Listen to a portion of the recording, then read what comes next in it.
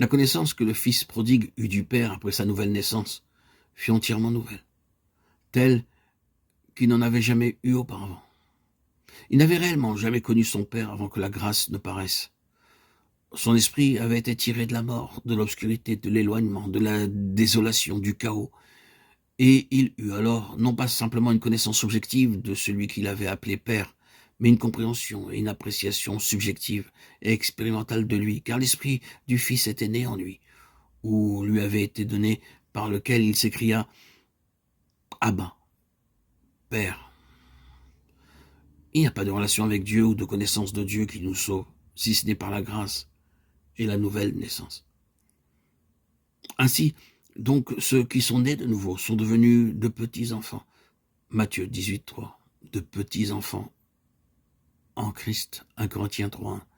Dans les choses spirituelles, ce n'est pas mal si nous ne le restons pas, bien sûr. Ces petits enfants doivent tout apprendre à nouveau, parce que toutes choses sont devenues nouvelles.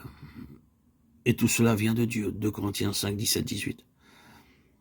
Ils ont à apprendre une nouvelle sorte de connaissance, à vivre un nouveau genre de vie, en nouveauté de vie. Romains 6, 4. Paul nous dit que nous devons nous conduire comme étant devenus vivants, de mort que nous étions. Romains 6, 3. Il nous faut apprendre que notre vie naturelle, ne peut pas faire la volonté de Dieu, vivre comme Dieu nous le demande ou faire l'œuvre de Dieu. Cela n'est possible que par sa vie de résurrection. Cette vérité peut nous offenser, car elle demande que nous admettions et reconnaissions notre faiblesse. Elle nous demande de confesser que, en nous-mêmes, par tous les desseins de Dieu, nous sommes impuissants et indignes, et que par nous-mêmes, nous ne pouvons rien faire. Le culte qu'a l'homme naturel pour la force, la capacité, le pouvoir, le succès, éprouve un terrible échec lorsqu'il se trouve en présence de cette déclaration que le triomphe universel de Christ sur des hiérarchies plus puissantes que celles de la chair et du sang est établi. Parce qu'il a été crucifié dans sa faiblesse. 2 Corinthiens 13, 4. Dieu a été réduit à une certaine impuissance.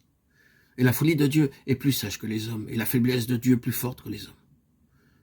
Considérez, frères, que parmi vous qui avez été appelés, il n'y a ni beaucoup de sages selon la chair, ni beaucoup de puissants, ni beaucoup de nobles, mais Dieu a choisi les choses folles du monde pour confondre les sages. Dieu a choisi les choses faibles du monde pour confondre les fortes. 1 Corinthiens 1, 25, 27. Se glorifier dans les infirmités afin que la puissance de Christ repose sur lui, c'est un cri qui est bien éloigné de Saül de Tarse naturel. Mais quel changement extraordinaire s'est fait dans sa mentalité. Dieu a cependant toujours tracé une ligne très large entre les forces et la puissance naturelle, d'un côté, et mon esprit de l'autre. Et cette distinction demeure à jamais.